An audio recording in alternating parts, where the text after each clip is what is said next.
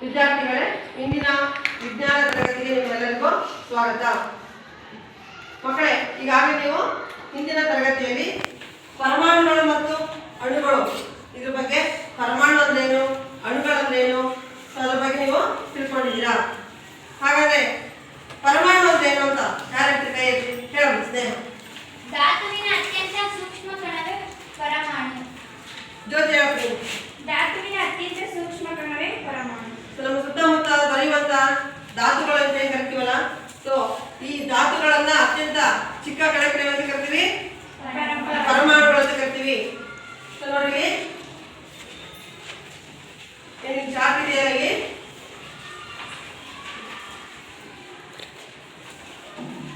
ಈ ಚಾರ್ಟ್ ನೋಡ್ತಿದ್ದಲ್ಲ, ಇದು ಏನ್ ಕಾಣ್ತದೆ ನಿಮ್ಗೆ ಇದರಲ್ಲಿ ಚಾರ್ಟ್ ನಲ್ಲಿ? ಈ ವಸ್ತುಗಳಿಗೆ ನಾವು ಏನು ಕರಿತೀವಿ? ಧಾತುಗಳು ಅಂತ ಕರಿತೀವಿ. ಒಟ್ಟಿಲ್ಲಿ ಇದು ಆವರ್ತ ಕೋಷ್ಟಕ ಅಂತ ಕರಿತೀವಿ. ಈ ಆವರ್ತ ಕೋಷ್ಟಕದಲ್ಲಿ ಒಟ್ಟು 118 ಧಾತುಗಳಿವೆ. ಸೊ ಈ ಧಾತುಗಳು ಅತ್ಯಂತ ಸೂಕ್ಷ್ಮ ಕಣಗಳಿಂದ ಮಾಡಲ್ಪಟ್ಟಿವೆ. ಸೊ ಅವುಗಳಿಗೆ ನಾವು ಪರಮಾಣುಗಳು ಅಂತ ಕರಿತೀವಿ. ಗೊತ್ತಾಯ್ತಲ್ವಾ? ಹಾಗೇನೆ ಹಾಗಾದ್ರೆ ಅಣು ಅಂದ್ರೆ ಏನು, ಯಾರು ಹೇಳ್ತೀರಾ? ಅದ್ರ ಬಗ್ಗೆ ಅಣು ಅಂದ್ರೆ ಸಂಯುಕ್ತ ವಸ್ತುವಿನ ಅತ್ಯಂತ ಸೂಕ್ಷ್ಮ ಕಣವೇ ಅಣು. Very good. ಸಂಯುಕ್ತ ವಸ್ತುವಿನ ಅತ್ಯಂತ ಸೂಕ್ಷ್ಮವಾದ ಕಣಕ್ಕೆ ನಾವು ಅಂತ ಕರಿತೀವಿ, ಅಣು ಅಂತ ಕರಿತೀವಿ. ಮತ್ತೆ ಯಾರು ಹೇಳ್ತೀರಾ ಅಣು ಅಂತ ಹೇಳಿ? ಸಾಧ. ಸಂಯುಕ್ತ ವಸ್ತುವಿನ ಅತ್ಯಂತ ಸೂಕ್ಷ್ಮ ಕಣವೇ ಅಣು. Good good. ಹಾಗಾದ್ರೆ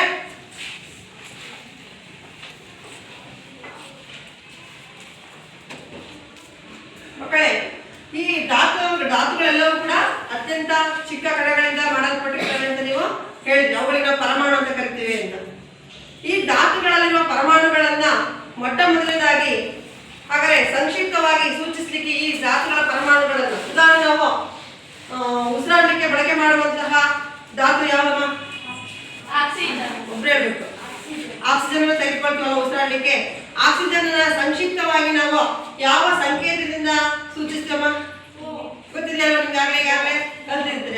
ಯಾವ ಸಂಕೇತ ಸೂಚಿಸ್ತೀವಿ? ನೋಡ್ರಿ, ಸಂಕ್ಷಿಪ್ತವಾಗಿ ನಾವು ಆಕ್ಸಿಜನ್ ಅನ್ನ ಈ ರೀತಿ ಓ ಎಂಬ ಸಂಕೇತದಿಂದ ಸೂಚಿಸಿದ್ವಿ. ಹಾಗಾದ್ರೆ ನಾವು ಇಂದಿನ ತರಗತಿಯಲ್ಲಿ ನಾವು ಏನ್ ತಿಳ್ಕೊಳ್ಳೋಣ ಅಂದ್ರೆ, ಧಾತುವಿನ ಸಂಕೇತಗಳು ಅಂದ್ರೇನು, ಕೆಲವೊಂದು ಧಾತುಗಳ ಸಂಕೇತಗಳನ್ನು ನಾವು ಇಂದಿನ ತರಗತಿಯಲ್ಲಿ ನಾವು ತಿಳ್ಕೊಳ್ಳೋಣ. ಹಾಗಾದ್ರೆ ಇದರ ಫಲಿತಾಂಶಗಳು ಏನಪ್ಪ ಅಂತಂದ್ರೆ ಧಾತುವಿನ ಸಂಕೇತಗಳು.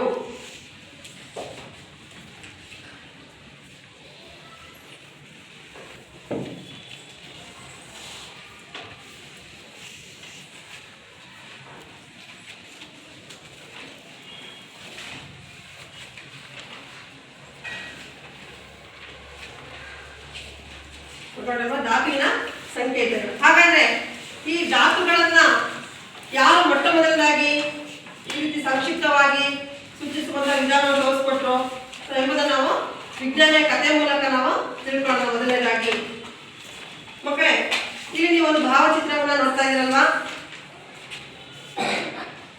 ಈ ಇದರಲ್ಲಿರುವಂತಹ ವಿಜ್ಞಾನಿಯ ಹೆಸರು ಯಾರಾದ್ರೂ ಕೇಳಿದ್ರೆ ಹಿಂದೆ ಬಂದಿತ್ತು ನಿಮ್ಗಾಗ್ಲೇ ಒಂದು ಸಿದ್ಧಾಂತ, ಪರಮಾಣು ಸಿದ್ಧಾಂತ ಅಂತ ಕೇಳಿದ್ರಲ್ವಾ? ಹೇಳಮ್ಮ ಪಲ್ಲವಿ. ಯಾರು? ಡಾಲ್ಟನ್ ಎಂಬುವರು ಯಾವ ಸಿದ್ಧಾಂತವನ್ನು ಮಂಡಿಸ್ತಾರಮ್ಮ? ರಕ್ಷಿತಾ, ಯಾವ ಸಿದ್ಧಾಂತವನ್ನು ಮಂಡಿಸ್ತಾರೆ? Very good. ಯಾವ ಸಿದ್ಧಾಂತವನ್ನು ಮಂಡಿಸಿದವರು? ಸಿದ್ಧಾಂತವನ್ನು ಮಂಡಿಸಿದ್ರು. ಎಷ್ಟರಲ್ಲಿ ಸ್ನೇಹ? ಹೇಳಪ್ಪ, ಯಾವ ಇಸ್ವಿಯಲ್ಲಿ? ಯಾರಮ್ಮ? Very good. 1808ರಲ್ಲಿ ಜಾನ್ ಡಾಲ್ಟನ್, ಪೂರ್ತಿ ಹೆಸರು ಏನಪ್ಪ ಅಂದ್ರೆ ಜಾನ್ ಡಾಲ್ಟನ್ ಎಂಬ ವಿಜ್ಞಾನಿ 1808ರಲ್ಲಿ ಅವರು ಪರಮಾಣು ಸಿದ್ಧಾಂತವನ್ನ ಮಂಡಿಸ್ತಾರೆ. ಸೊ ಅವ್ರು ಹೇಳ್ತಾರೆ ತಮ್ಮ ಸಿದ್ಧಾಂತದ ಎಲ್ಲಾ ವಸ್ತುಗಳು ಈ ಪರಮಾಣುಗಳೆಂಬ ಅತ್ಯಂತ ಸೂಕ್ಷ್ಮ ಕಣಗಳಿಂದ ಮಾಡಲ್ಪಟ್ಟಿದೆ ಅಂತ ಹೇಳ್ತಾರೆ. ಸೊ ಇವರು ಮುಖ್ಯವಾಗಿ ಯಾವ ದೇಶದವರಾಗರೆ? ಯಾರಿಗೆ ನೆನಪಿದೆಯಾ ಹೇಳಿದ್ದು? ಕರೆಕ್ಟ್. ಪರಮಾಣು ಸಿದ್ಧಾಂತ ಬಂದಾಗ ಹೇಳಿದ್ದೆ ಅವರು ಇವ್ರ ಬಗ್ಗೆ ಎಲ್ಲ ಕಥೆಯನ್ನು. ಇವರು ಮುಖ್ಯವಾಗಿ ಇಂಗ್ಲೆಂಡ್ನಲ್ಲಿ ಜನಿಸ್ತಾರೆ. ಯಾರು? John Dalton. 1766ರಲ್ಲಿ ಇಂಗ್ಲೆಂಡ್ನಲ್ಲಿ ಜನಿಸಿದಂತಹ ಒಬ್ಬ ಮಹಾನ್ ವಿಜ್ಞಾನಿ ಜಾನ್ ಡಾಲ್ಟನ್ ಎಂಬುವರು. ಇವರು ತಮ್ಮ ಪರಮಾಣು ಸಿದ್ಧಾಂತಕ್ಕೆ ಹೆಚ್ಚು ಪ್ರಸಿದ್ಧಿಯನ್ನು ಪಡೆದರು. ಕಡು ಬಡತನದಲ್ಲಿ ನೇಕಾರ ಕುಟುಂಬದಲ್ಲಿ ಜನಿಸಿದಂತ ಇವರಿಗೆ ವಿದ್ಯಾಭ್ಯಾಸವನ್ನು ಮುಂದುವರಿಸಲಿಕ್ಕೆ ಮನೆಯಲ್ಲಿ ಅಷ್ಟು ಅನುಕೂಲ ಇರಲಿಲ್ಲ. ಆದ ಕಾರಣ ಅವರು ತಮ್ಮ ಚಿಕ್ಕ ವಯಸ್ಸಿನ 12 ವರ್ಷದಲ್ಲಿ ಅವರು ಶಿಕ್ಷಕ ಕೆಲಸಕ್ಕೆ ನೇಮಕ ಆಗ್ತಾರೆ. ಅದಾದ ನಂತರ ಮ್ಯಾಂಚೆಸ್ಟರ್ಗೆ ತಲುಪಿ ಹೆಚ್ಚಿನ ಸಂಶೋಧನೆಯಲ್ಲಿ ತಮ್ಮ ಜೀವಿತಾವಧಿಯನ್ನ ಕಾಲ ಕಳೀತಾರೆ. ನಂತರ ಅವರು ಪರಮಾಣು ಸಿದ್ಧಾಂತವನ್ನು ಮಂಡಿಸ್ತಾರೆ. ಮಕ್ಕಳೇ, ಈ ಜಾನ್ ಡಾಲ್ಟನ್ ಎಂಬ ವಿಜ್ಞಾನಿ ಇವರು ಮೊಟ್ಟ ಮೊದಲು ನಿರ್ದಿಷ್ಟ ಧಾತುಗಳ ಸಂಕೇತವನ್ನ ಬಳಕೆಗೆ ತಂದಂತಹ ವಿಜ್ಞಾನಿ ಮೊಟ್ಟ ಮೊದಲು ಯಾರಪ್ಪ ಅಂದ್ರೆ ಜಾನ್ ಡಾಲ್ಟನ್. ಹಾಗಾದ್ರೆ ಅವರು ಬಳಕೆ ತಂದಂತ ಸಂಕೇತಗಳು ಯಾವ ರೀತಿಯಾಗಿದ್ವು? ಈಗ ನೀವು ಆಗ ನೋಡಿದ್ರಲ್ಲ ಚಾರ್ಟ್ನಲ್ಲಿ, ಆ ರೀತಿ ಆಕ್ಸಿಜನ್ ಓ ಅಂತ ಬರೆದ್ವಿ, ಈ ರೀತಿಯಾಗಿರ್ಲಿಲ್ಲ. ಹಾಗಾದ್ರೆ ಡಾಲ್ಟನ್ ಮೊಟ್ಟ ಮೊದಲ ಸಂಕೇತವನ್ನ ಹೇಗೆ ಅವರು ಯಾವ ರೀತಿಯಾಗಿತ್ತು ಅವ್ರ ಸಂಕೇತ ಪದ್ಧತಿ ಅನ್ನೋದನ್ನ ನಾವು ಈ ಒಂದು ಸಣ್ಣ ಚಾರ್ಟ್ ಮೂಲಕ ನೋಡೋಣ. ಬನ್ನಿ, ಇಬ್ಬರೇ ಆಗ್ಬೇಕು.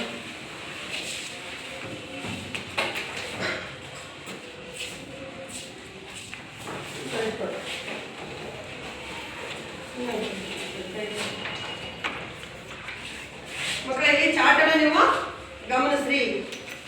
ಡಾಲ್ಟನ್ ಅವರು ಪ್ರತಿಪಾದಿಸಿದಂತಹ ಕೆಲವು ಧಾತುಗಳ ಸಂಕೇತಗಳಿಗೆ ನೋಡಿ. ಮೊದಲನೇದಾಗಿ ಈ ರೀತಿ ಸಂಕೇತ ನಾವು ಈಗ ಬಳಕೆ ಮಾಡ್ತೀವಿ, ಆ ರೀತಿ ಸಂಕೇತಗಳಿರಲಿಲ್ಲ. ಹೇಗಿದ್ದಪ್ಪ? ವೃತ್ತಗಳನ್ನ ಬಳಕೆ ಮಾಡಿದ್ದವು. ಉದಾಹರಣೆ, ಹೈಡ್ರೋಜನ್ಗೆ ವೃತ್ತವನ್ನು ಬಂದ್ಬಿಟ್ಟು ಅದನ್ನು ಚುಕ್ಕಿಯನ್ನು ಸೂಚಿಸುವಂತಹ ಒಂದು ಸಂಕೇತವನ್ನ ತೋರಿಸಿದ್ರು ಅವರು. ನೆಕ್ಸ್ಟ್ ಕಾರ್ಬನ್ ಯಾವ ರೀತಿಯಾಗಿ ಇಲ್ಲಿ ಬಣ್ಣ ಧಾತು ಇತ್ತು, ಅದಕ್ಕೆ ಆಕ್ಸಿಜನ್ ಈ ರೀತಿಯಾಗಿ ವೃತ್ತಾಕಾರ ಇತ್ತು. ಫಾಸ್ಫರಸ್ ನೋಡಿ 3 ಗೆರೆಗಳಿದ್ದಾವೆ. ಹಾಗೆ ಸಲ್ಫರ್ನಲ್ಲಿ ಮಧ್ಯೆ ಅಡ್ಡ ಗೆರೆಗಳಿದ್ದಾವೆ. ಹಾಗೆ ಕಬ್ಬಿಣ ವೃತ್ತಾಕಾರ ಬರೋದ್ರಲ್ಲಿ ಐ ಅಂತ ಇದೆ. ಹಾಗೆ ತಾಮ್ರಕ್ಕೆ ವೃತ್ತಾಕಾರ ಬರ್ಬಿಟ್ಟಲ್ಲಿ ಸಿ ಅಂತ ಅಕ್ಷರ ಇದೆ. ಹಾಗೆ ಸೀಸಕ್ಕೆ ಎಲ್ ಎಂಬ ಲೆಡ್ ಅಂತ ಕರೀತಾರೆ, ಇಂಗ್ಲಿಷ್ ಎಲ್ ಎಂಬ ಅಕ್ಷರವನ್ನ ಬರ್ತಿದ್ದಾರೆ. ಹಾಗೆ ಬೆಳ್ಳಿಗೆ ನೋಡಿ ವೃತ್ತಾಕಾರ ಬರೋದಕ್ಕೆ ಎಸ್ ಅಂತ, ಸಿಲ್ವರ್ ಅಂತ ಕರೀತಾರೆ. ಹಾಗಾಗಿ ನೋಡಿ ಚಿನ್ನ ಯಾವ ರೀತಿಯಾಗಿ ಸಂಕೇತ ಪದ್ಧತಿಯನ್ನು ಅವರು ಬರ್ತಿದ್ದಾರೆ. ಹಾಗೆ ಪಾದರಸ ಯಾವ ರೀತಿಯಾಗಿದೆ, ಇವೆಲ್ಲ ಡಾಲ್ಟನ್ ಈ ರೀತಿಯಾಗಿ ಅವನು ಏನ್ ಮಾಡಿದ, ಸಂಕೇತ ಪರಮಾಣುಗಳ ಸಂಕೇತಗಳನ್ನ ಸೂಚಿಸಲಿಕ್ಕೆ ಈ ರೀತಿ ಬಳಕೆಯನ್ನು ಮಾಡಿದ. ಆದರೆ ಧಾತುಗಳ ಸಂಖ್ಯೆ ಹೆಚ್ಚಾದಂಗೆಲ್ಲ ಕ್ರಮೇಣವಾಗಿ ಈ ಒಂದು ಪದ್ಧತಿ ನಿಯಮ ಅಷ್ಟು ಸಮಂಜಸವಾಗಲಿಲ್ಲ. ಗೊತ್ತಾಯ್ತಲ್ಲ? ಆದ್ದರಿಂದ ಧಾತುಗಳನ್ನ ನಿರ್ದಿಷ್ಟವಾಗಿ ಸಂಕೇತ ಪದ್ಧತಿಯನ್ನು ಜಾರಿ ತಂದಂತ ಮತ್ತೊಬ್ಬ ವಿಜ್ಞಾನಿ ಬರ್ತಾರೆ. ಅವ್ರು ಯಾರಪ್ಪ ಅಂದ್ರೆ ಜಾನ್ಸ್ ಜೇಕಬ್ ಬರ್ಜೀಲಿಯಸ್ ಅಂತ. ಸರ್, ಹಾಗಾದ್ರೆ ಆ ವಿಜ್ಞಾನಿ ಯಾವ ರೀತಿಯಾಗಿ ಸಂಕೇತ ಪದ್ಧತಿಯನ್ನು ಜಾರಿಗೆ ತಂದ್ರು ಅಂತ ನೆಕ್ಸ್ಟ್ ತಿಳ್ಕೊಳ್ಳೋಣ. ನೋಡಿದಲ್ವಾ ಮಕ್ಕಳೇ? ಇಲ್ಲಿ ನೋಡಿ, ಈ ಒಂದು ಭಾವಚಿತ್ರದಲ್ಲಿ ನೋಡ್ತಾ ಇದ್ದೀರಾ. ಈ ವಿಜ್ಞಾನಿಯ ಹೆಸರು ನಾನು ಆಗಲೇ ಹೇಳಿದೆ, ಜಾನ್ಸ್ ಜೇಕಬ್ ಬರ್ಜೀಲಿಯಸ್ ಎಂಬ ವಿಜ್ಞಾನಿ. ನೋಡ್ತಾ ಇದ್ದೀರಲ್ಲ ಇಲ್ಲಿ, ಯಾರ ಹೆಸರು ಹೇಳಮ್ಮ?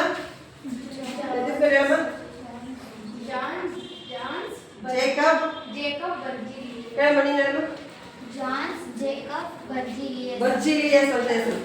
ಅದನ್ನ ಬರೀತೀವಿ ಹೆಸರನ್ನ ಬರ್ಕೊಂಡು, ಜಾನ್ಸ್ ಜೇಕಬ್ ಬರ್ಜೀಲಿಯಸ್.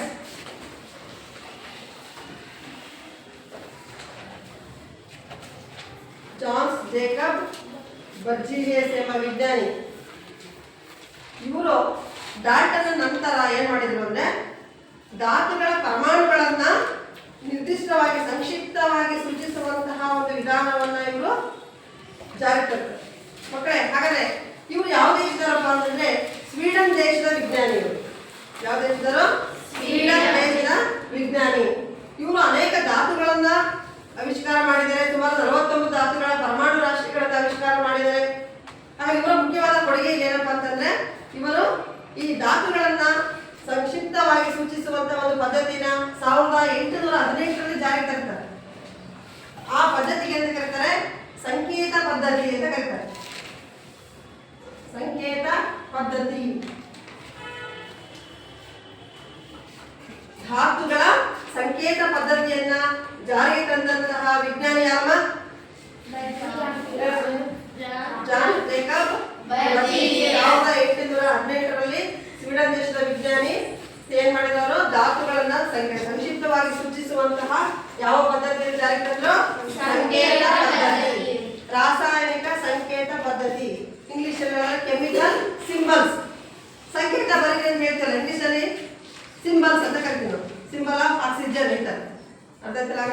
ಹಾಗಾದ್ರೆ ಇವರು ಬರ್ಜೀಲಿಯಸ್ ಎಂಬ ವಿಜ್ಞಾನಿ ಇವರು ಸಂಕೇತವನ್ನ ಪ್ರತಿ ಧಾತುಗಳಲ್ಲಿ ಇದು ಸಂಕೇತಗಳ ಸೂಚಿಸಿದ್ರಲ್ಲ ಅವರಿಗೆ ಅನೇಕ ಸವಾಲಾಗಿತ್ತು ಪ್ರಾರಂಭದಲ್ಲಿ. ಹಾಗಾದ್ರೆ ಧಾತುಗಳ ಯಾಕೆಂದ್ರೆ ಕೆಲವೊಂದು ಹೆಸರುಗಳ ಧಾತುಗಳು ಮೊದಲೇ ಒಂದೇ ಅಕ್ಷರದಿಂದ ಪ್ರಾರಂಭ ಆಗ್ತಾ ಇದ್ವು ಅಲ್ವಾ. ಹಾಗಾಗಿ ಅವರು ಈ ಧಾತುಗಳಿಗೆ ಸಂಕೇತಗಳನ್ನು ಸೂಚಿಸಲಿಕ್ಕೆ 3 ನಿಯಮಗಳನ್ನ ಅನುಸರಿಸ್ತಾರೆ. 3 ನಿಯಮಗಳು ಏನಾಗುತ್ತೆ ಬರ್ಜಿಲಿಯಸ್ ಅನುಸರಿಸಿದಂತ 3 ನಿಯಮಗಳು ಅಂತಂದ್ರೆ ಮಕ್ಕಳೇ, ಕೆಲವು ಧಾತುಗಳಿಗೆ ಅವರು ಆಂಗ್ಲ ಭಾಷೆಯ ಮೊದಲನೇ ಅಕ್ಷರವನ್ನ ಏನೇ ಬಳಕೆ ಮಾಡ್ಕೊಂಡವರು ಸಂಕೇತವಾಗಿ ಬಳಕೆ ಮಾಡ್ಕೊಂಡು ತಿಳ್ಕೊಂಡು ಚಾರ್ಟ್.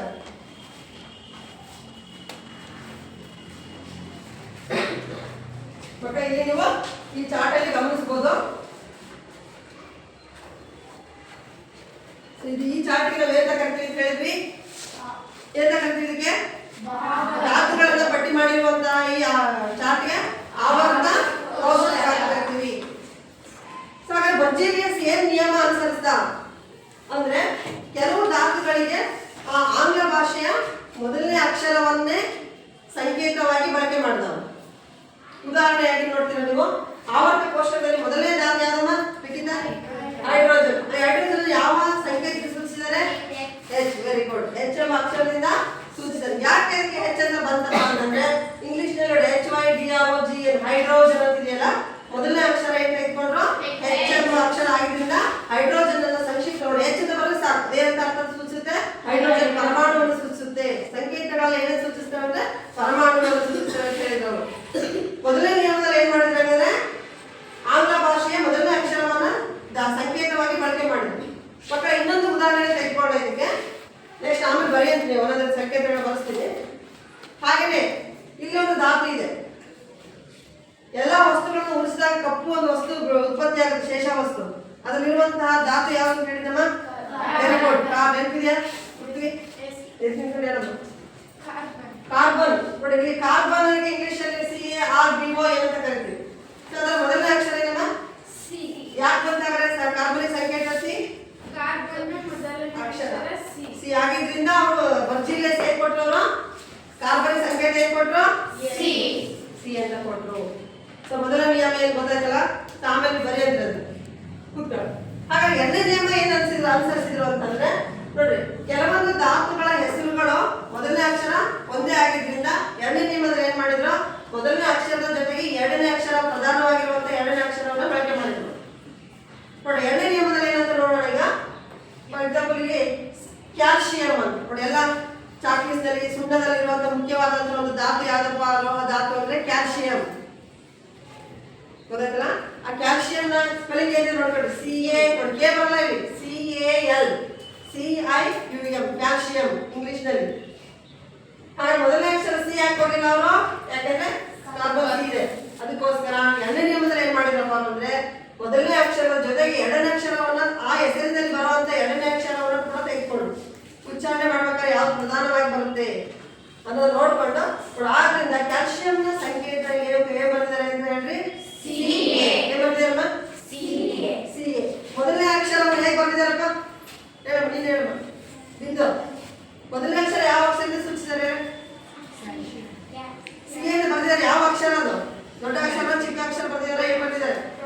ಇಂಗ್ಲಿಷ್ ಅಕ್ಷರದ ಕ್ಯಾಪಿಟಲ್ ಲೆಟರ್ ಅಂತ ಹೇಳ್ತಿರಲ್ಲ, ಕ್ಯಾಪಿಟಲ್ ಲೆಟರ್ ಸೂಚಿಸಿದ್ದಾರೆ. ಹಾಗೆ ಎರಡನೇ ಅಕ್ಷರವನ್ನು ಯಾವ್ದು ಸೂಚಿಸಿದಾರಮ್ಮ? Small letter ಸೂಚಿಸಿದಾರಲ್ವಾ? ನೋಡಿ ಎರಡನೇ ನಿಯಮದಲ್ಲಿ ನೀವು ತಿಳ್ಕೊಂಡಿರ್ಬೇಕು. ಮೊದಲು ಎರಡು ಅಕ್ಷರ ಇರ್ತವಾದ್ರೆ ಯಾವಾಗಲೂ ಕೂಡ ಮೊದಲನೇ ಅಕ್ಷರ ಕ್ಯಾಪಿಟಲ್ ಲೆಟರ್ ಬರೀಬೇಕು, ಎರಡನೇ ಅಕ್ಷರವನ್ನ ಚಿಕ್ಕ ಅಕ್ಷರ ಸ್ಮಾಲ್ ಲೆಟರ್ ಬರೀಬೇಕು. ಆ ರೀತಿ ನಿಯಮವನ್ನು ಅನುಸರಿಸಿದ್ವಿ. ಕೂತ್ಕೊಳ್ಳಿ. ನೋಡಿ ಅಲ್ಲ ಇದೆ TI ಅಂತ ಇದೆ, ಇದರ ಹೆಸರು ಟೈಟಾನಿಯಂ ಅಂತ. TITANIUM titanium. ಟೈಟಾನಿಯಂ ಸಂಕೇತ ಏನಿದೆಯಮ್ಮ? TI. ಗೊತ್ತಾಯ್ತಲ್ಲ? ಯಾಕೆ ಮೊದಲನೇ ಅಕ್ಷರ ಯಾವ ಅಕ್ಷರ ಬರ್ದಿದ್ದಾರೆ? TI ಬರ್ದಿದೆ. ಎರಡನೇ ಅಕ್ಷರ ಸ್ಮಾಲ್ ಲೆಟರ್ ಬರ್ದಿದ್ದಾರೆ, TI ಅಂತ ಬರ್ದಿದ್ದಾರೆ ಅಲ್ವಾ? ಹಾಗೇನೆ ಈ ರೀತಿ ಎರಡನೇ ನಿಯಮ ಆಯಿತು. ಹಾಗೆ ಮತ್ತೆ ಮೂರನೇ ನಿಯಮದಲ್ಲಿ ಏನ್ ಮಾಡಿದ್ರು ಬರ್ಜಿಲಿಯಸ್? ಹಾಗಾದ್ರೆ ನೋಡೋಣ. ಕೆಲವೊಂದು ಧಾತುಗಳ ಹೆಸರುಗಳಲ್ಲಿ ಕೆಲವೊಂದು ಹೆಸರುಗಳು ಬೇರೆ ಬೇರೆ ಭಾಷೆಯಿಂದ ಬಂದಿದ್ದಾವೆ. ಜರ್ಮನ್ ಭಾಷೆಯಿಂದ ಬಂದಿರೋವೆ, ಗ್ರೀಕ್ ಭಾಷೆಯಿಂದ ಬಂದಿರೋವೆ, ಇನ್ನು ಕೆಲವು ಲ್ಯಾಟಿನ್ ಭಾಷೆಯಿಂದ ಬಂದಿದ್ದಾವೆ. ಮಕ್ಕಳ ಇಲ್ಲಿ ಧಾತುಗಳನ್ನ ಏನು ಹೆಸರು ಕೊಟ್ರಲ್ಲ, ಕೆಲವೊಂದು ಅವು ದೊರೆತಂತ ಸ್ಥಳಗಳಿಂದ ಬಂದಿದ್ದಾವೆ ಹೆಸರುಗಳು. ಇನ್ನು ಕೆಲವು ಅವುಗಳಿರುವಂತಹ ಬಣ್ಣ, ಗೋಲ್ಡ್ ಹಳದಿ ಬಣ್ಣ ಇದೆ, ಆ ಬಣ್ಣಗಳಿಂದಾಗಿ ಬಂದಿದ್ದಾವೆ ಕೆಲವು ಹೆಸರುಗಳು. ಇನ್ನು ಕೆಲವು ಕಂಡಿಡಿದಂತ ವಿಜ್ಞಾನ ಹೆಸರುಗಳಿದಾವೆ. ಹೀಗೆ ಬೇರೆ ಬೇರೆ ಒಂದು ಆಧಾರದ ಮೇಲೆ ಹೆಸರು ಕೂಡ ಕೊಟ್ಟಿದ್ದಾರೆ. ಗೊತ್ತಾಯ್ತಲ್ಲ? ಇಲ್ಲಿ ಹಾಗಾದ್ರೆ ಮೂರನೇ ನಿಯಮದಲ್ಲಿ ಬರ್ಜಿಲಿಯಸ್ ಏನ್ ಮಾಡಿದ್ರು? ಲ್ಯಾಟಿನ್ ಭಾಷೆಯಿಂದ ತೆಗೆದುಕೊಂಡ್ರು. ಕೆಲವು ಧಾತುಗಳಿಗೆ ಸಂಕೇತಗಳನ್ನ ಲ್ಯಾಟಿನ್ ಭಾಷೆಯಿಂದ ತೆಗೆದುಕೊಂಡ್ರು. ಪಲ್ಲವಿ, ಹಾಗಾದ್ರೆ ಇಲ್ಲಿ ಲ್ಯಾಟಿನ್ ಭಾಷೆಯಲ್ಲಿ ಬಂದಿರುವಂತ ಕೆಲವು ಧಾತುಗಳು ಯಾವ ಇರ್ಬೋದು ಅಂತ ನೋಡೋಣ. ನೋಡಿ ಇಲ್ಲಿ ಕಾಣಿಸ್ತಿದೆ ಹೆಸರು ಏನಂತ ಓದೋಣ. ಸೋಡಿಯಂ ಅಂತ ಇದೆ ಅಲ್ವಾ? ಸೋಡಿಯಂ ನಾವು SODIUM ಎಸ್ ಅಂತ ಬರೀಬೇಕಾಗಿತ್ತು. ಎಸ್ ಅಂತ ತೆಗೆದುಕೊಂಡಿಲ್ಲ. ಕಾರಣ ಏನಪ್ಪ ಅನ್ನೋದು ಸಂಕೇತ ಏನಿದೆ ಅಲ್ಲ ಯಶೋಧ? ಸೋಡಿಯಂ ಸಂಕೇತ ಏನಿದೆ ಇಲ್ಲಿ? ಹಾಗಾದ್ರೆ ಎಸ್ ಅಂತಿಲ್ಲ, ಓ ಅಂತಿಲ್ಲ, ಡಿ ಯಾವ್ದು ಇಲ್ಲ. ಹಾಗಾದ್ರೆ ಯಾವ ಭಾಷೆಯಿಂದ ಬಂದಿದೆ ಅಂದ್ರೆ ಲ್ಯಾಟಿನ್ ಭಾಷೆಯಿಂದ ಬಂದಿದೆ. ಲ್ಯಾಟಿನ್ ಭಾಷೆಯಲ್ಲಿ ಸೋಡಿಯಂಗೆ ನೇಟ್ರಿಯಂ ಅಂತ ಕರೀತಾರೆ. NaTrium. ಲ್ಯಾಟಿನ್ ಭಾಷೆಯಲ್ಲಿ ಸೋಡಿಯಂಗೆ ನೇಟ್ರಿಯಂ ಅಂತ ಕರೀತಾರೆ. ಹಾಗಾಗಿ ಅವರು ಮೊದಲನೇ ಅಕ್ಷರವನ್ನ ಕ್ಯಾಪಿಟಲ್ ಬರೆದು ಎರಡನೇ ಅಕ್ಷರವನ್ನ ಸ್ಮಾಲ್ ಎ ತೆಗೆದುಕೊಂಡು ಸೋಡಿಯಂನ ಸಂಕೇತವನ್ನು ಏನಾಗಿ ಸೂಚಿಸಿದ್ದಾರೆ? ಹೀಗೆ ಆವರ್ತ ಕೋಷ್ಟಕದಲ್ಲಿರುವ ಕೆಲವು ಧಾತುಗಳ ಸಂಕೇತಗಳು ಅವುಗಳ ಲ್ಯಾಟಿನ್ ಭಾಷೆಯಿಂದ ತೆಗೆದುಕೊಂಡ್ರು. ಯಾರು? ಬರ್ಜಿಲಿಯಸ್ ಎಂಬ ವಿಜ್ಞಾನಿ ಅಲ್ವಾ? ಹಾಗೆ ಮತ್ತೊಂದು ಉದಾಹರಣೆ ತೆಗೆದುಕೊಳ್ಳೋದಾದ್ರೆ ಕೆ ಅಂತ ಇದೆ ಅಲ್ವಾ? ಕೆ ಇದು ಹೆಸರು POTASSIUM ಪೊಟ್ಯಾಷಿಯಂ ಅಂತ ಇದೆ ಅಲ್ವಾ? ಪಿ ಅಂತ ಬರಬೇಕಾಗಿತ್ತು. ಫಾಸ್ಫರಸ್ ಪಿ ಇದೆ ಅಲ್ವಾ? PO ಅಂತ ಬರಂಗಿಲ್ಲ. ಪೋಲೋನಿಯಂ ಅಂತ ಇನ್ನೊಂದು ಧಾತು ಇದೆ. ಇದು ಲ್ಯಾಟಿನ್ ಭಾಷೆಯಿಂದ ತೆಗೆದುಕೊಂಡಿದ್ದಾರೆ. ಲ್ಯಾಟಿನ್ ಭಾಷೆಯಲ್ಲಿ ಪೊಟ್ಯಾಷಿಯಂ ಅಂತ ಕರೀತಾರೆ ಅಂದ್ರೆ ಕೇಲಿಯಂ ಅಂತ ಕರೀತಾರೆ.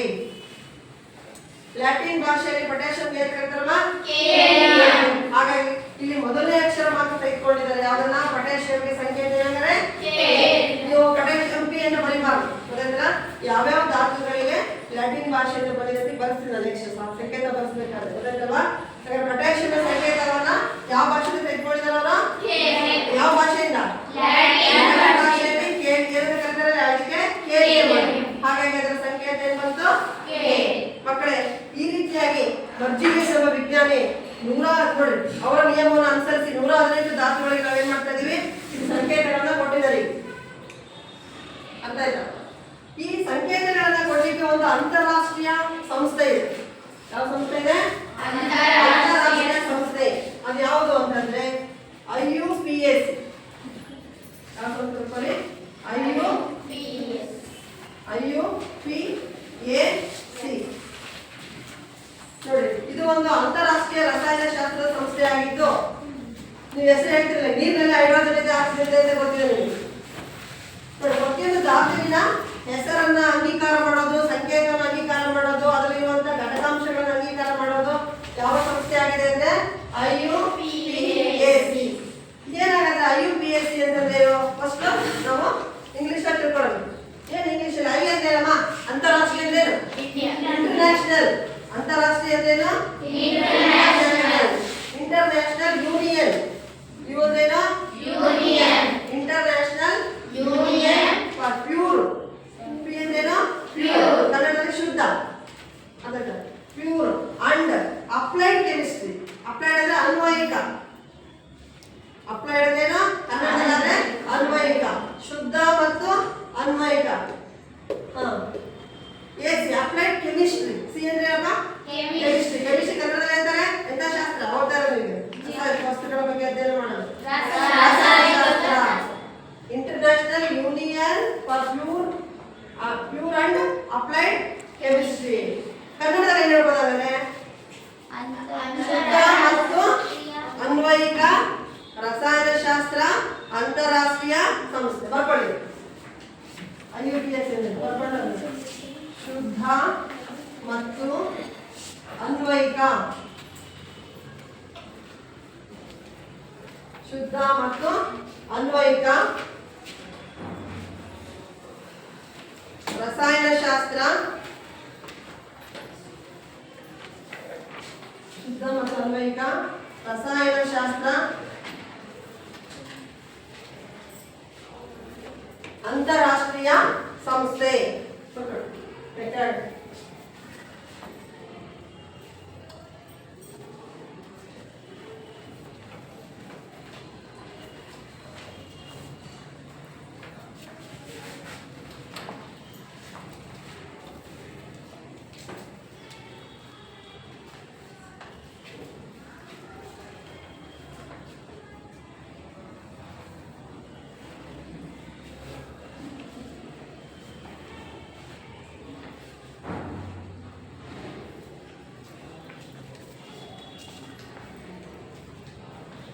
ಮಕ್ಕಳೆಲ್ಲ ಹೇಳಿ ಒಬ್ಬರು ಹೇಳಿ ನಿಂತ್ಕೊಂಡು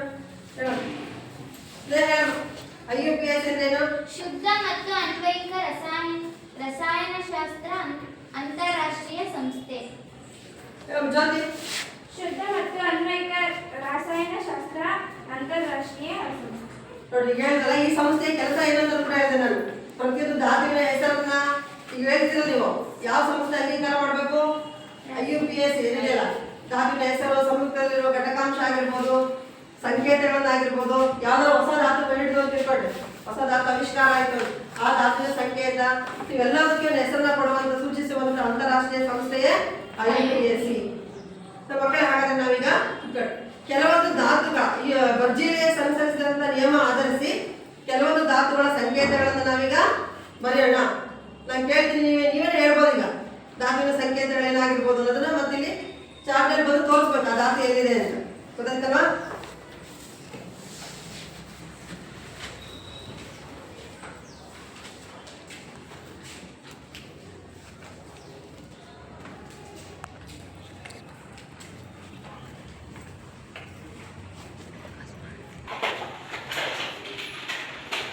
ಮಕ್ಕಳ, ಈಗ ಕೆಲವು ಧಾತುಗಳ ಸಂಕೇತಗಳನ್ನು ಬರೆಯೋಣ ನಾವು. ಈ ಕಾಲ್ ಮಾಡ್ಕೊಂಡು ಮೊದಲನೇದು ಬರೆಯೋದು ಧಾತುವಿನ ಹೆಸರು. ಧಾತುವಿನ ಹೆಸರು ಇಲ್ಲಿ ಬರೆಯೋದಿಗೆ ಸಂಕೇತಗಳು. ಇದರ ಕಾಲ್ ಮಾಡ್ಕೊಂಡು ನೀವು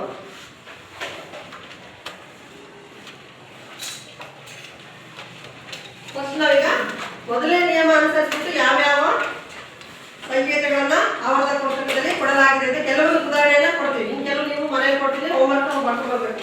ಗೊತ್ತಾಯ್ತಲ್ಲ? ಒಂದನೇ ಧಾತು ಮೊದಲನೇದಾಗಿ ಆಗಲೇ ಹೇಳ್ತೀವಿ, ಆವರ್ತಕ ಕೋಷ್ಟಕದಲ್ಲಿ ಮೊದಲನೇ ಧಾತು ಏನಲ್ಲ? ಹೈಡ್ರೋಜನ್. ಅದನ್ನೇ ಮತ್ತೆ ಬರೆಯೋಣ. ಹೈಡ್ರೋಜನ್ ಸಂಕೇತ ಏನು ಹೇಳಿದ್ರಲ್ಲ ಸಿಂಚನ?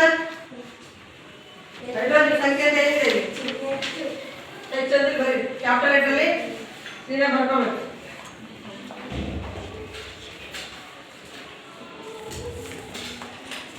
ಹಾಗೆಯೇ ಎರಡನೇ ಬರ್ಕೊಡಿ.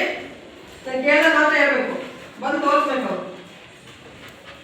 ಈಗ ಉದಾಹರಣೆ ಇಂಗ್ಲಿಷಲ್ಲಿ ಆಕ್ಸಿಜನ್ಗೆ ಆಕ್ಸಿಜನ್ ಸಂಕೇತ ಮೊದಲನೇ ಅಕ್ಷರ ಯಾವ್ದು ಬರ್ತಮ್ಮ? ಒಬ್ಬರೇ ತೋರಿಸ್ಬಾರ್ದು. ಆಕ್ಸಿಜನ್ ಆವರ್ತಕ ಕೋಷ್ಟಕದಲ್ಲಿ ಆಕ್ಸಿಜನ್ ಎಲ್ಲಿದೆ ಅಂತ ತೋರಿಸಿ.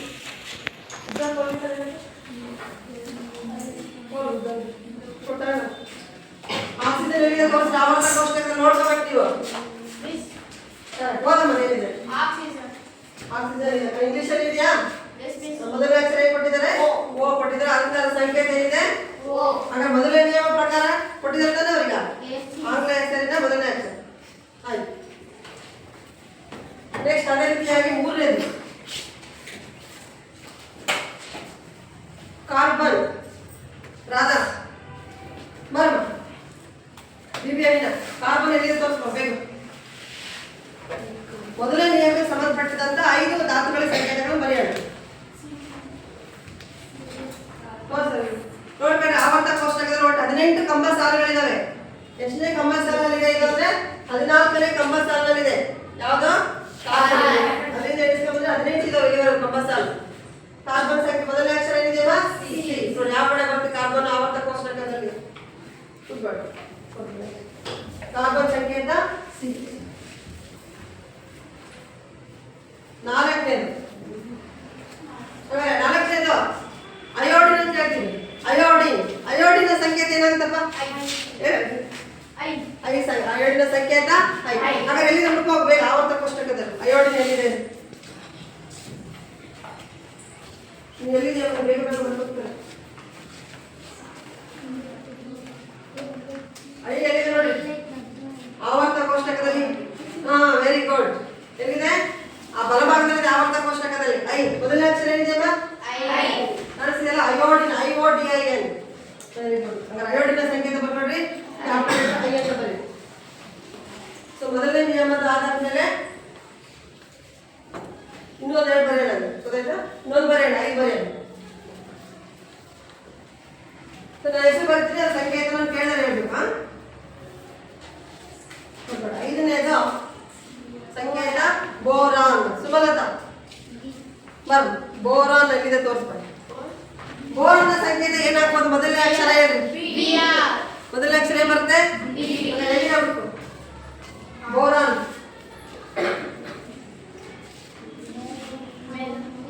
ಹುಡುಕ್ತಾಳೆ. Very good. ಓ ಸ್ಪೆಲ್ಲಿಂಗ್ ಓದ್ ಏನಿದೆ? BORON. ಮೊದಲನೇ ಅಕ್ಷರ ಏನಮ್ಮ? ಬಿ. ಹಾಗಾದ್ರೆ ಬೋರಾನ್ನ ಸಂಕೇತ ಏನು? Very good. ಬರ್ಕೊಳ್ಳಿ. ಹಾಗಾದ್ರೆ ಮೊದಲನೇ ನಿಯಮಕ್ಕೆ ಅನುಗುಣವಾಗಿ 5 ಧಾತುಗಳನ್ನ ಬರೆದಿದ್ದೀರಾ. ಹಾಗೆ ಇನ್ನು ಕೆಲವನ್ನ ಕೊಡ್ತೀನಿ, ಆಮೇಲೆ ಬರೆಯೋದು ನೀವು ಹೋಮ್ವರ್ಕ್. ಗೊತ್ತಾಯ್ತಲ್ಲ? ಈಗ ಬರ್ಜಿಲಿಯಸ್ ಅವರ 2ನೇ ನಿಯಮಕ್ಕೆ ಅನುಗುಣವಾಗಿ ನಾವು ಬರೆಯೋಣ. ಹಾಗೆ ಕಂಟಿನ್ಯೂ ಮಾಡ್ಕೊಳ್ಳಿ. ಇಲ್ಲಿ ಬರೆಯೋದು ಧಾತುವಿನ ಹೆಸರು, ಮತ್ತೆ ಸಂಕೇತಗಳು.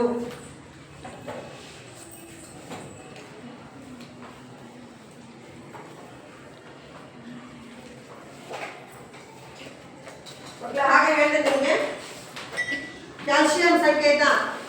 ಕ್ಯಾಲ್ಸಿಯಂ ಸಂಕೇತ ಏನು ಹೇಳಿದ್ವಿ? ನೋಡಿ, ಕ್ಯಾಲ್ಸಿಯಂ ಸಂಕೇತ ಎಲ್ಲಿದೆ ಹುಡುಕ್ರಿ? ಯಾವ ಬರ್ತೀರ ಹುಡುಕ್ತೀರಾ? ಕ್ಯಾಲ್ಸಿಯಂನ ಪರಮಾಣು ಸಂಖ್ಯೆ ಎಷ್ಟು? 20. ಅದೆಷ್ಟಿದೆ? CA.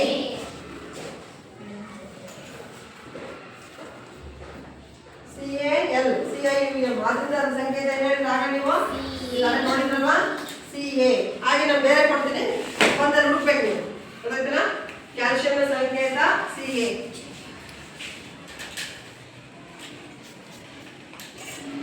ಎರಡನೇ ಬೇರಿಯಂ ಅಂತ ಬರ್ತೀನಿ. ಸಂಕೇತ ಬರೀರಿ, ಬರೀಬೇಕು. ಒಬ್ಬರು ಸಂಗೀತ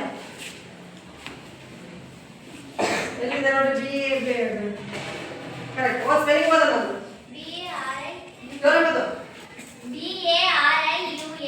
ಸಂಕೇತ ಏನು ಬರ್ತಿದ್ದಾರೆ? ಮೊದಲನೇ ಅಕ್ಷರ B, ಎರಡನೇ ಅಕ್ಷರ A. ಬೇರಿಯಂನ ಸಂಕೇತ ಏನು? BA.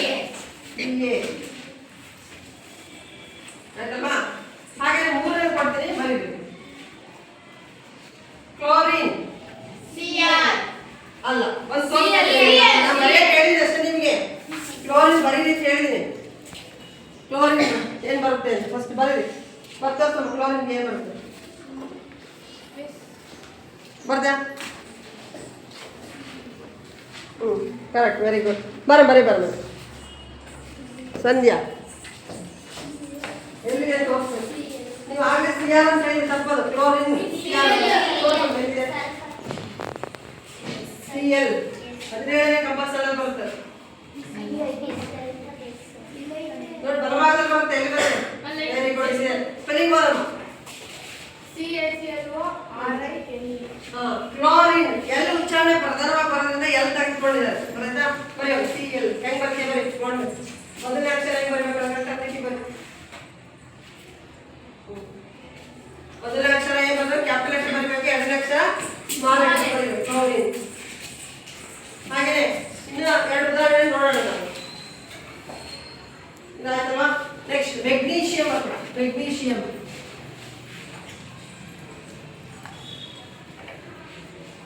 ಮೆಗ್ನೀಷಿಯಂ ಸಂಕೇತ ಏನಾಯ್ತು?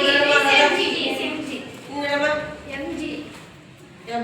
ಯಾಕೆ ಮೊದಲನೇ ಅಕ್ಷರ M ಬಂತು? ಬೈಪಾಸ್ ಬಂತು. ನೀವು ಬರ್ದ ಏನು ಬರ್ದ? ಮೆಗ್ನೀಷಿಯಂ ಮೊದಲನೇ ಅಕ್ಷರ ಗುಡ್. ಕ್ಯಾಪಿಟಲ್ ಬರಬೇಕಲ್ವ ಮೊದಲನೇ ಅಕ್ಷರ? ಸ್ಮಾಲ್ ಬರಿಬಾರ್ದು. M capital. ಎಲ್ಲಿದೆ ನೋಡಮ್ಮ ಮೆಗ್ನೀಷಿಯಂ?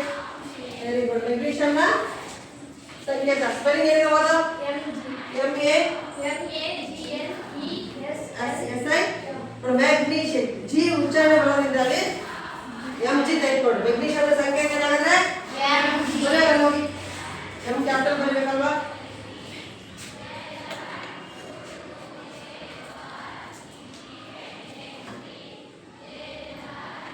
ಹೌದಾ? Very good. MG. ಇನ್ನೊಂದು ಬರೋಣ. 5 ಆಯ್ತಾ? ಒಂದು ನೆಕ್ಸ್ಟ್ ಅಲ್ಯೂಮಿನಿಯಂ.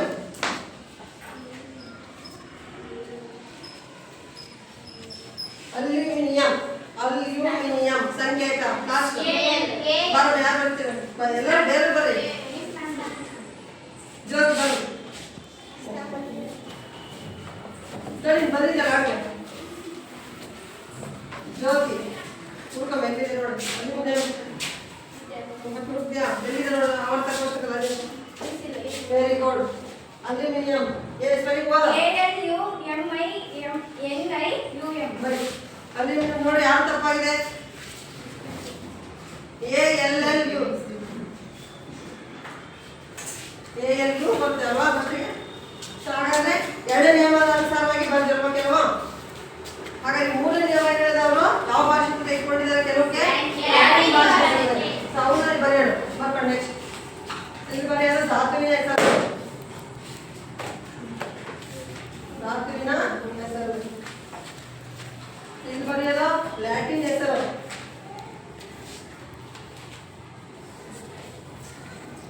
ಇಲ್ಲಿ ಬರೆಯೋದು ಸಂಕೇತ.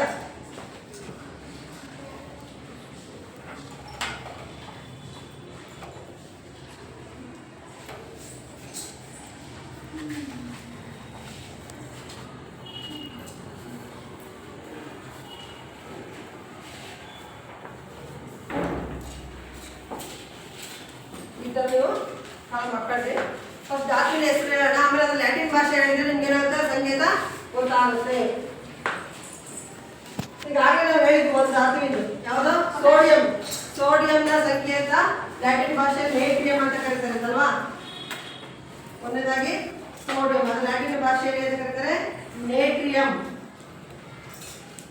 ನೇಟ್ರಿಯಂ ಹಾಗಾಗಿ ಅದರ ಸಂಕೇತ ಏನು ಬಂತು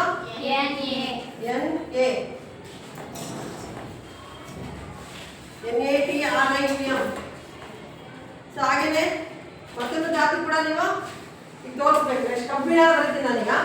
ಕಬ್ಬಿಣ ಇಂಗ್ಲಿಷಲ್ಲಿ ಕಬ್ಬಿಣಕ್ಕೆ ಅಂತ ಕರೀತಾರೆ ಐರನ್ ಅಂತ ಕರೀತಾರೆ. ಅಲ್ಲ ಅದರ ಸಂಕೇತ ಐ ಅಲ್ಲ.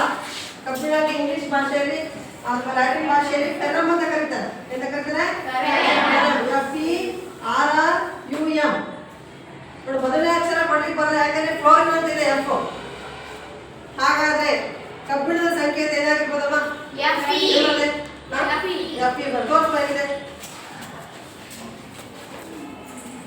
ಆವರ್ತ ಕೋಶದಲ್ಲಿ ಕಬ್ಬಿಣ ಇದೆ ಸಂಕೇತ FE ಮಧ್ಯಭಾಗದಲ್ಲಿ ಬರುತ್ತೆ. ಮಧ್ಯಭಾಗದಲ್ಲಿ ಇದೆ ನೋಡು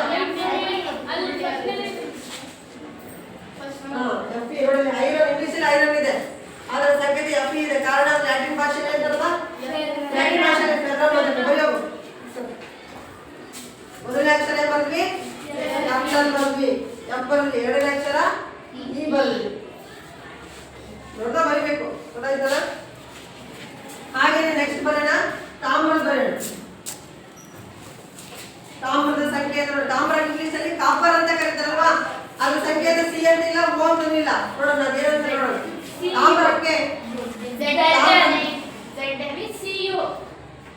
ಕೇಳಿದಿರಾ ಮೊದಲು ಕಲಿಸಿದ್ರಿ, 8ನೇ ಕ್ಲಾಸಲ್ಲಿ ಕೂಡ ಕೆಲವು ಕಲಿತಿದ್ರೆ ಹಾಗಾಗಿ ಹೇಳ್ಬೋದು ಕೆಲವು ಮುಂಚೆನೆ ನೀವು. ತಾಮ್ರಕ್ಕೆ ಲ್ಯಾಟಿನ್ ಭಾಷೆಯಲ್ಲಿ ಏನಂತ ಕರೀತಾರೆ ಅಂದ್ರೆ ಕ್ಯುಪ್ರಮ್ ಅಂತ ಕರೀತಾರೆ. ಕ್ಯುಪ್ರಮ್ ಅಂತ ಕರೀತಾರೆ ತಾಮ್ರಕ್ಕೆ. ತಾಮ್ರಕ್ಕೆ ಲ್ಯಾಟಿನ್ ಭಾಷೆಯಲ್ಲಿ ಕ್ಯುಪ್ರಮ್. CuPrUm ಅಂತ ಇಂಗ್ಲಿಷ್ ಅಲ್ಲಿ ಏನಂತ ಕರೀತಾರೆ CuPrUm. CuPrUm. ಹಾಗಾಗಿ ಮೊದಲನೇ ಅಕ್ಷರ ತೆಗೆದುಕೊಳ್ಳೋಕೆ ಬರಲ್ಲ. ಕಾರ್ಬನ್ ಸಿ ಇದೆಯಲ್ಲ, ಮೊದಲನೇ ಅಕ್ಷರ ಹಾಗೂ ಎರಡನೇ ಅಕ್ಷರವನ್ನು ತಾಮ್ರ ಸಂಕೇತವನ್ನು ತೆಗೆದುಕೊಂಡ್ರೆ ಏನಮ್ಮ ಏನ್ ಬಂದ್ರೆ ಸೋಷನ್ ಸಿ ವೆರಿ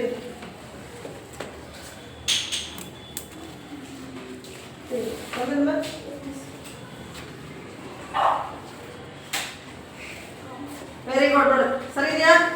ತಾಮ್ರದ ಸಂಕೇತ ಏನಂದ್ರೆ ಲ್ಯಾಟಿನ್ ಭಾಷೆಯಲ್ಲಿ ಏನು ಕರೀತಾರೆ ಕ್ಯುಪ್ರಮ್. ತಾಮ್ರದ ಸಂಕೇತ ನೀವೇ ಬರ್ಬೇಕು. ದೊಡ್ಡ ಅಕ್ಷರ ಫಸ್ಟ್ ಕ್ಯಾಪಿಟಲ್ ಇರ್ತದೆ.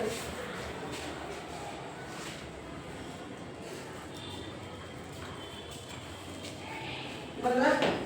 ಹಾಗೇನೆ ನೆಕ್ಸ್ಟ್ ಎಷ್ಟಾದ್ 3 ಆಯ್ತಲ್ವ ಈಗ. ಪೊಟ್ಯಾಷಿಯಂ ಹಾಗೆ ಹೇಳಿದೆ ನಿಮಗೆ. ಪೊಟ್ಯಾಷಿಯಂಗೆ ಲ್ಯಾಟಿನ್ ಭಾಷೆಯಲ್ಲಿ ಕೇಲಿಯಂ ಅಂತ ಕರೀತಾರೆ. ಎಂತ ಕರೀತಾರೆ ಕೇಲಿಯಂ. ಸ್ಪೆಲ್ಲಿಂಗ್ ಹೇಳಪ್ಪ. ಕೇಲಿಯಂ ಅಂದ್ರೆ KALIUM. ಹಾಗಾಗಿ ಪೊಟ್ಯಾಷಿಯಂನ ಸಂಕೇತ ಏನು ಬರಿಬೋದಮ್ಮ ಹೇಳುವ ರಕ್ಷಿತ ಏನು ಬರಿಬೋದು. ಯಾಕೆ ಲ್ಯಾಟಿನ್ ಭಾಷೆಯಲ್ಲಿ ಏನು ಕರೀತಾರೆ ಅದಕ್ಕೆ ಕೇಲಿಯಂ ಅಂತ ಕರೀತಾರೆ. ಮೊದಲನೇ ಅಕ್ಷರ ಏನಿದೆ ಕೆ, ಅದನ್ನ ಕೆ ಬರಿತೀವಿ. ಇನ್ನೊಂದನ್ನ ಟೈಪ್ ಮಾಡೋಣ ಅಂತ ಯಾವ್ದಾದ್ರು ಲ್ಯಾಟಿನ್ ಭಾಷೆಯಿಂದ ಬಂದಿರುವಂತ ಮತ್ತೊಂದು ಧಾತುವಿಂದು. ಕಬ್ಬಿಣ ಆಯ್ತಲ್ವಾ, ತಾಮ್ರ ಆಯ್ತಲ್ವಾ, ಚಿನ್ನದ ಬಣ್ಣ. Very good. ಚಿನ್ನ ಚಿನ್ನಕ್ಕೆ ಗೋಲ್ಡ್ ಅಂತ ಕರಿತೀವಲ್ವಾ, ಅದರ ಸಂಕೇತ ಜಿ ಅಂತ ಬರೆಯಲ್ಲ ನಾವು. ಯಾಕೆಂದ್ರೆ ಲ್ಯಾಟಿನ್ ಭಾಷೆಯಲ್ಲಿ ನಾವು ತೆಗೆದುಕೊಳ್ಳೋದ್ರಿಂದ ಲ್ಯಾಟಿನ್ ಭಾಷೆಯಲ್ಲಿ ಚಿನ್ನಕ್ಕೆ ಆರಂಭ ಅಂತ ಕರೀತಾರೆ. ಬರ್ಕೊಂಡು ಲ್ಯಾಟಿನ್ ಭಾಷೆಯಲ್ಲಿ ಚಿನ್ನಕ್ಕೆ ಅಂತ ಕರೀತಾರೆ ಅರಮ್. AURREM. ನೋಡಿ, ಮೊದಲನೇ ಅಕ್ಷರ ಹಾಗೂ ಎರಡನೇ ಅಕ್ಷರ ತೆಗೆದುಕೊಳ್ಳಲಾಗಿದೆ ಅರಮ್ ಎಂಬ ಭಾಷೆಯಿಂದ. ಈಗ ಎಂತ ಕರಿಬೋದು ಹೇಳಮ್ಮ, ಸ್ನೇಹ ಹೇಳಮ್ಮ.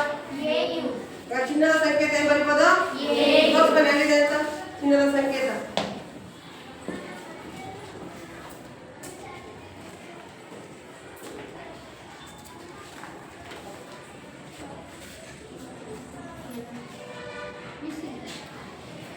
ಸಿಕ್ತಾ? ಏನಿದೆ ಗೋಲ್ಡ್ ಅಂತಿದೆ. ಅದು ಲ್ಯಾಟಿನ್ ಭಾಷೆಯಲ್ಲಿ ತೆಗೆದುಕೊಂಡಿರೋದ್ರಿಂದ AU ಬಂದಿದೆ. ಲ್ಯಾಟಿನ್ ಭಾಷೆಯಲ್ಲಿ ಅಂತ ಕರೀತಾರೆ ಇದಕ್ಕೆ ಬರೆಯೋಣ ಸಂಕೇತ ಬನ್ನಿ.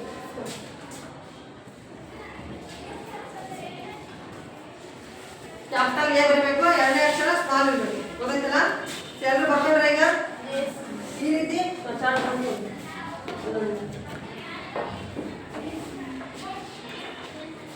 ಗೊತ್ತಾಯ್ತಲ್ಲ? 3 ನಿಯಮಗಳ ಅನುಗುಣವಾಗಿ ನಾವು ಬಾಯಿಗೆ ಉದಾಹರಣೆಯನ್ನು ತೋರಿಸಿದ್ದೀವಿ. ನೋಡಿ, ಇಲ್ಲಿ ಕೂಡ ಕೆಲವೊಂದು ಈ ಕೋಷ್ಟಕದಲ್ಲಿ ಕೂಡ ನೋಡ್ಬೋದು ನೀವು. ಸುಮಾರು ಒಬ್ರು ಓದಿ ಯಾವ್ಯಾವ ಇದೆ ಕೋಷ್ಟಕ ಅಂತ ಓದಿ ನೋಡ್ಬೇಡಿ. ಇನ್ನು ಕೆಲವು ಧಾತುಗಳಲ್ಲಿ ಯಾವ್ದಿದೆ? Argon AR, barium BA, boron B, bromine BR, calcium CA, carbon C, chlorine CL, cobalt CO, nitrogen N, oxygen O, potassium A, silicon Si, ಬೆಳ್ಳಿ Ag, sodium Na, sulphur S, uranium U, ಸತು Zn, ತಾಮ್ರ Cu, fluorine F, ಚಿನ್ನ Au, hydrogen H, iodine I, ಕಬ್ಬಿಣ Fe, ಸೀಸ Pb, magnesium Mg, neon Ne. ಗೊತ್ತಾಯ್ತಾ? ಇನ್ನು ಕೆಲವು ಧಾತುಗಳು ಕೂಡ ಹೇಳಿ ಈ ರೀತಿ ನೀವು ನಮಗೆ ಗೃಹ ಪಾಠ ಕೊಡ್ತೀನಿ. ಇದನ್ನ ಪಟ್ಟಿ ಮಾಡ್ಕೊಂಡು ಬರ್ಬೇಕು. ನೀವು ಚಾರ್ಟ್ ತಯಾರು ಮಾಡ್ಕೊಂಡು ಬರ್ಬೇಕಾ?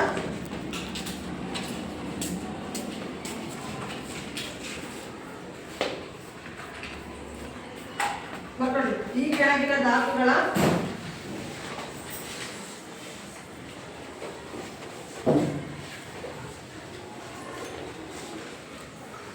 ರಾಸಾಯನಿಕ ಸಂಕೇತಗಳನ್ನು ಈ ಕೆಳಗಿನ ಧಾತುಗಳ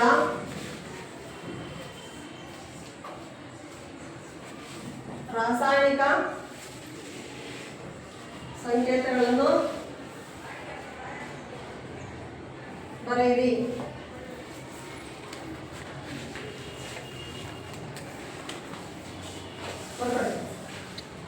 ಲ್ಯಾಟಿನ್ ಭಾಷೆಯಿಂದ ಬಂದ್ರೆ ಲ್ಯಾಟಿನ್ ಭಾಷೆ ಏನಿರ್ಬೋದು ಅಂತ ಪತ್ತೆ ಮಾಡ್ಕೊಂಡು ಬರ್ಕೊಂಡ್ಬರ್ಬೇಕು. ಬರುತ್ತಾ? ಮೊದಲನೇ ಬೆಳ್ಳಿ, ನೆಕ್ಸ್ಟ್ ಸಿಲಿಕಾನ್. 3 ನಿಯಮಗಳಲ್ಲಿ ಯಾವ ಯಾವ್ದಕ್ಕೆ ಯಾವ್ದು ಬರುತ್ತೆ ಅಂತ ನೋಡ್ಕೋಬೇಕು. ಸತು,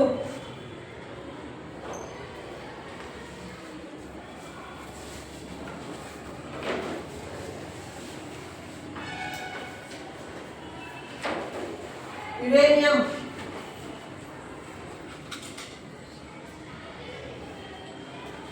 ಟಂಗ್ಸ್ಟನ್. ನೋಡಿ, ಟಂಗ್ಸ್ಟನ್ ಎಂಬ ಧಾತು ಇದೆ. ಹಾಗಾದ್ರೆ ಅದು ಏನು ಸಂಕೇತ? 10 ಕೊಟ್ಟಿರ್ತೀನಿ, ಬರ್ಕೋಬೇಕು. ನೈಟ್ರೋಜನ್,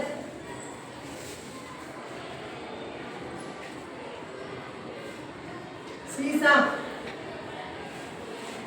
ಸೀಸದ ಸಂಕೇತ ಏನು? ಅದು ಯಾವ ಭಾಷೆಯಿಂದ ಬಂದಿದೆ ಅಂತ ತಿಳ್ಕೊಂಡ್ಬರ್ಬೇಕು. ನೆಕ್ಸ್ಟ್ ಪಾದರಸ. ನೋಡಿ, ದ್ರವ ರೂಪದ ಲೋಹವಾಗಿರುವಂತಹ ಪಾದರಸ, ಅದರ ಸಂಕೇತ ಏನು ತಿಳ್ಕೊಂಡ್ಬರ್ಬೇಕು.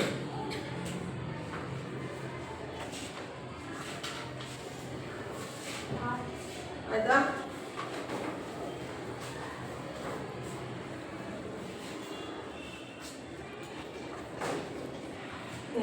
ಹೀಲಿಯಂ, 10. ಬ್ರೋಮಿನ್. ಈ ಧಾತುಗಳ ಕೋಷ್ಟಕವನ್ನ ಬರ್ಕೊಂಡು ಬರ್ರಿ ನಾಳೆ ಬರ್ಬೇಕಾದ್ರೆ.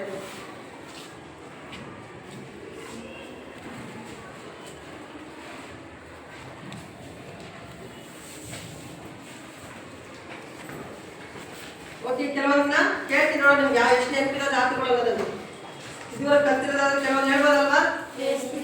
ಹೇಳ. ಆಕ್ಸಿಜನ್ ಸಂಕೇತ Sinchana. Very good. Hydrogen. Technetium. Rakshita. Chlorine. Chlorine ಏನೇನಪ್ಪ ಹೇಳಿದೆ? Cl. ನೀನೇನಪ್ಪ ಯಶೋಧ? ಮೆಗ್ನೀಷಿಯಂ. ಮೆಗ್ನೀಷಿಯಂ ಏನು? Mg. ಚಿನ್ನ ಏನಮ್ಮ? ಜ್ಯೋತಿ. ಚಿನ್ನ ಏಕಾದ್ರೆ ಹಾಗೆ ಸಂಕೇತ ಚಿನ್ನದೇನು? Au. ಟೆಕ್ನಿರಿಯಂ. ಕಬ್ಬಿಣದ ಏಕತ್ವ ಸಿಂಚನ. Very good. ಕಬ್ಬಿಣದ ಎಫ್ರಿಕಲ್. ಹಾಗೆ ತಾಮ್ರದ ಪೃಥ್ವಿ. Cu. ಟೆಕ್ನಿರಿಯಂ. ಅಯೋಡಿನ್ ಏಕತ್ವ. ಅಯೋಡಿನ್. ಅಯೋಡಿನ್. ಐ. ನೋಡಿ, ಈ ರೀತಿ ನೀವು ಎಲ್ಲ ಧಾತುಗಳ ಸಂಕೇತಗಳನ್ನ ಕಲ್ತ್ಕೊಳ್ಬೇಕು. ಅರ್ಥ ಆಯ್ತಲ್ಲ? 118 ಧಾತುಗಳಿದಾವೆ. ಅರ್ಥ ಆಯ್ತಲ್ಲ? ಅದರಲ್ಲೇ ಅಟ್ಲೀಸ್ಟ್ ನಿಮ್ಗೆ ಎಷ್ಟು ನೆನ್ಪಿಟ್ಕೊಳ್ಳೋಕೆ ಸಾಧ್ಯ ಎಲ್ಲ ಧಾತುಗಳು ಹೇಳಕ್ ಬರ್ಬೇಕು ನಿಮ್ಗೆ. ಗೊತ್ತಾಯ್ತಲ್ಲ? ಓಕೆ, ಇದುವರೆಗೂ ನೀವು ಕೇಳಿದಂಥ ಪಾಠ ಎಲ್ಲ ಚೆನ್ನಾಗಿ ಕೇಳಿದ್ರಿ, ಆನ್ಸರ್ ಕೂಡ ಮಾಡಿದ್ರಿ. ಎಲ್ಲರಿಗೂ ಧನ್ಯವಾದಗಳು. ನಾವು ಧಾತುಗಳನ್ನು ಹಾಡಿನ ಮೂಲಕ ಹೇಳುತ್ತಿದ್ದೇವೆ. Hydrogen, helium, lithium, beryllium, boron, carbon, nitrogen, oxygen, fluorine, neon, sodium, magnesium, aluminium, silicon, phosphorus, sulphur, chlorine, argon, potassium, calcium, scandium, titanium, vanadium, chromium, manganese, iron, cobalt, nickel, copper, zinc, gallium, germanium, arsenic, selenium, bromine, krypton, rubidium, strontium, yttrium, zirconium, niobium, molybdenum, technetium, ruthenium, rhodium, palladium, silver, cadmium, indium, tin, antimony, tellurium, iodine, xenon. Hydrogen, helium, lithium, beryllium, boron, carbon, nitrogen, oxygen, fluorine, neon, sodium, magnesium, aluminium, silicon, phosphorus, sulphur, chlorine, argon, potassium, calcium, scandium, titanium, beryllium, chromium, manganese, iron, cobalt, nickel, copper, zinc, gallium, germanium, arsenic, selenium, bromine, krypton, rubidium, strontium, yttrium, zirconium, niobium, molybdenum, technetium, ruthenium, rhodium, palladium, silver, cadmium, indium, tin, antimony, tellurium, iodine, xenon. ಮಕ್ಕಳ, ಈಗ ನಿಮಗೆ 8ನೇ ತರಗತಿಯಲ್ಲಿ ನೀವು ಧಾತುಗಳ ಬಗ್ಗೆ ಸಂಕೇತಗಳ ಬಗ್ಗೆ ಪರಿಚಯ ಆಗಿದ್ದಲ್ವಾ? ನಿಮಗೆ ಎಲ್ಲರಿಗೂ ಕೂಡ ನಿಮಗೆ ಒಂದೊಂದು ಧಾತುಗಳ ಹೆಸರನ್ನ ಕೊಟ್ಟಿದ್ದೆ ನನಗೆ ಅಲ್ವಾ? So, ನಮ್ಮ ವಿಜ್ಞಾನ ತರಗತಿಯಲ್ಲಿ ವಿಜ್ಞಾನ ಅಟೆಂಡೆನ್ಸ್ ಅನ್ನ ಹಾಕ್ತೀನಿ ನಾನೀಗ. So, ಎಲ್ಲರೂ ನಿಮ್ಗೆ ಯಾವ ಧಾತುಗಳು ಕೊಟ್ಟಿದ್ದಾವೆ ನೀವು ಅಟೆಂಡೆನ್ಸ್ ಹೇಳ್ಬೇಕು. ಸರಿನಾ? Hydrogen, Present miss. Helium, Yes miss. Lithium, Present miss. Beryllium, Yes miss. Boron, Yes miss. Carbon, Yes miss. Nitrogen, Yes miss. Oxygen, Yes miss. Fluorine, Yes miss. Neon, Yes miss.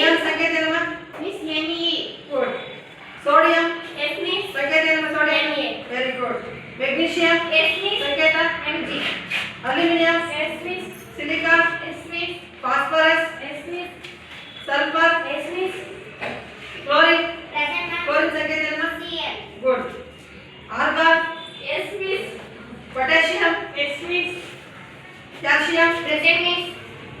Scandium, Yes, miss. Scandium ಆದ್ಮೇಲೆ titanium, Yes, miss. Vanadium, Yes, miss. Chromium, manganese, Yes, miss. Iron, Yes, miss. Copper, Yes, miss. Nickel, Yes, miss.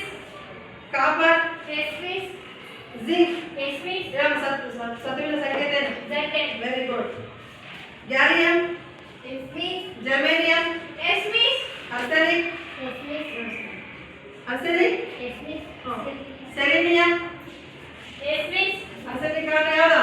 Selenium. Selenium. Next bromine. Yes, miss. ಏನು ಸಂಕೇತ ಏನು bromine? Bria. Very good. Krypton. Yes, miss. Next rubidium, Present, ma'am. Strontium, Yes, ma'am. Deuterium, Yes, miss. Zirconium,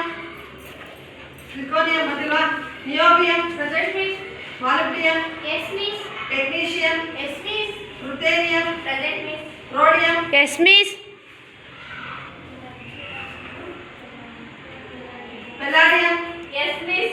last ಅದನ್ನ Yes, miss. Ruthenium, rhodium, palladium. Yashoda last ಅಲ್ವಾ? Palladium ಸಂಕೇತ ಹೇಳಮ್ಮ. Feed. Very good. ಎಲ್ಲರೂ ತುಂಬಾ ಚೆನ್ನಾಗಿ ನೆನಪಿಟ್ಕೊಂಡಿದ್ದೀರಿ.